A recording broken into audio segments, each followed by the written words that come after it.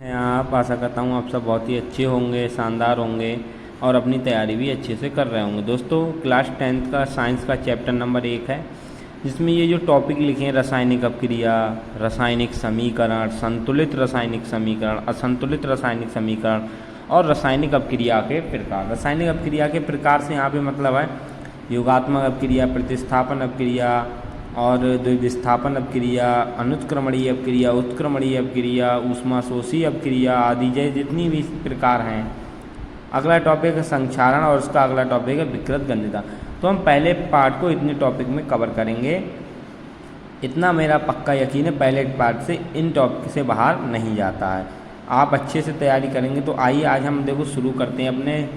आज हम जो है 2-3 टॉपिक आज ख़त्म करेंगे, बाकी कल करेंगे। तो आइए दोस्तों शुरू करते हैं। तो हमारा जैसे अभी बताया पहला टॉपिक था रासायनिक अपक्रिया। देखिए सामान्य रूप से रासायनिक अपक्रिया होती क्या है। देखिए रासायनिक अपक्रिया का मतलब ये है, ये हमारे पास बुक है, इससे हम बता रहे हैं आपको। रासायनिक अपक्रिया जो होती है उसका मेन मतलब ये होता है कि जैसे हम कोई क्रिया करते हैं, जैसे खाना खाते हैं तो उसमें जो खाने का पाचन होता है या सांस लेते हैं, तो ये सभी अपक्रिया क्या होती हैं, रासायनिक अपक्रिया होती है। जल का बनना, ये सभी क्या होती हैं, रासायनिक अपक्रिया होती है। तो रासायनिक अपक्रिया में हम मेन परिभाषा ये लिखते हैं। देखिए आइए अब आपको बताते हैं। आप हेडिंग डालेंगे रासायनिक अपक्रिया। इसकी मेन परिभाषा है वे क्रियाएं जिनमें पदार्थों के संगठन, गुणों तथा संरचना में परिवर्तन होता है अपक्रिया कहलाती है। अपक्रिया 2 प्रकार की होती है, नाभिकीय अपक्रिया और रासायनिक अपक्रियाएं। नाभिकीय अपक्रियाओं में परमाणु के नाभिक भाग लेते हैं। इन अपक्रियाओं में परमाणु का स्वरूप परिवर्तित हो जाता है, अर्थात एक प्रकार के परमाणु दूसरे प्रकार के परमाणु में बदल जाते हैं।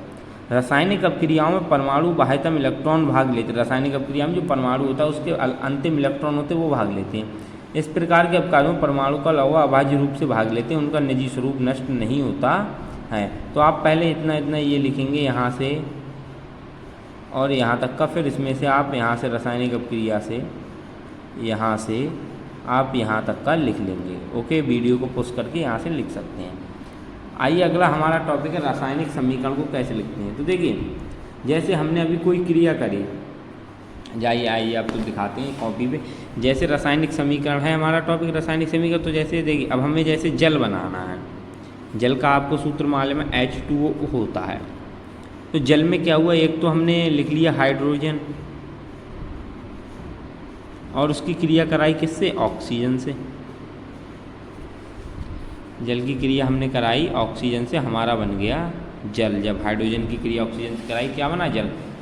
तो इस जो नाम लिखे हैं हिंदी में हाइड्रोजन, ऑक्सीजन और जल, इनको किसी इनके प्रतीक के रूप में अब क्रिया करा के, जो हाइड्रोजन ऑक्सीजन जल हैं इनको इनके प्रतीक के रूप में लिख दीजिए और फिर वो क्या हो जाएगी, रासायनिक समीकरण हो जाएगी। अर्थात हाइड्रोजन को हम H2 दर्शाते हैं, ऑक्सीजन को O2 दर्शाते हैं, जल को हम H2O दर्शाते हैं।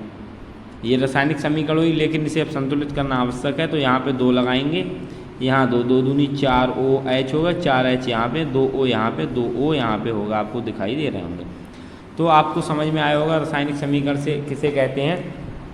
इसका अर्थ ये है कि प्रतीकों और अणुसूत्रों द्वारा रासायनिक अपक्रिया को संक्षेप में व्यक्त करने वाली समीकरण रासायनिक समीकरण कहलाती है। अब यहाँ पे ZnO यानी जिंक ऑक्साइड की क्रिया हाइड्रोजन सल्फेट से करी, जिंक सल्फेट और H2O मिल गया। तो आप ये काला वाला लिख के ये उदाहरण लिख देंगे, ठीक है। अगला हमारे पास आता है संतुलित रासायनिक समीकरण एवं इसका महत्व। देखिए संतुलित रासायनिक समीकरण की परिभाषा होती है कि समीकरण में तीर के निशान के दोनों ओर तत्वों के परमाणु की संख्या की तुलना करें। तीर के निशान के दोनों ओर के प्रत्येक परमाणु की संख्या समान है, इसलिए यह एक संतुलित रासायनिक समीकरण होती है।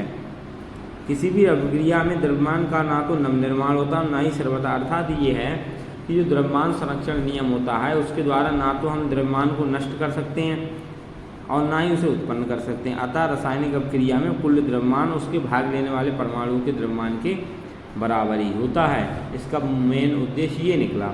तो रासायनिक समीकरण की परिभाषा हो जाए कि यदि वह अपक्रिया जिसमें तीर के निशान के दोनों ओर सभी परमाणुओं की संख्या बराबर होती है। एक बार फिर सुने, वे रासायनिक समीकरण जिनमें तीर के निशान के दोनों ओर परमाणुओं की संख्या समान हो संतुलित रासायनिक समीकरण कहलाती है। ओके, उसका उदाहरण आप ये लिख देंगे। ठीक है, अगला है हमारी कंकाली रासायनिक समीकरण। कंकाली या को असंतुलित भी बोलते हैं, इसका बिल्कुल संतुलित का उल्टा है, अर्थात वे रासायनिक समीकरण हैं जिनमें तीर के निशान के दोनों ओर, वे रासायनिक समीकरण जिनमें तीर के निशान के दोनों ओर परमाणु की संख्या समान नहीं होती है, परमाणु की संख्या समान नहीं होती है, कंकाली रासायनिक समीकरण कहलाती है। तो देखिए ये इसमें ये उदाहरण लिख देंगे, यहाँ Mg1 है, यहाँ 1 है, यहाँ O2 है, यहाँ पे O1 है, तो इसके बराबर नहीं है तो ये असंतुलित होगी। ठीक है बच्चों, देखो वीडियो को आप ज़्यादा से ज़्यादा लोगों में शेयर करें, वीडियो को लाइक करें, चैनल को सब्सक्राइब कर लें। आपको हम रोज़ एक वीडियो डाला करेंगे और ऐसे ही आप अपनी तैयारी करें। और आज यदि आपको कोई प्रॉब्लम हो तो कमेंट करके बताएं, आपकी प्रॉब्लम को हम ज़रूर सॉल्व करेंगे। ठीक है, मिलते हैं कल, चैनल को सब्सक्राइब करें।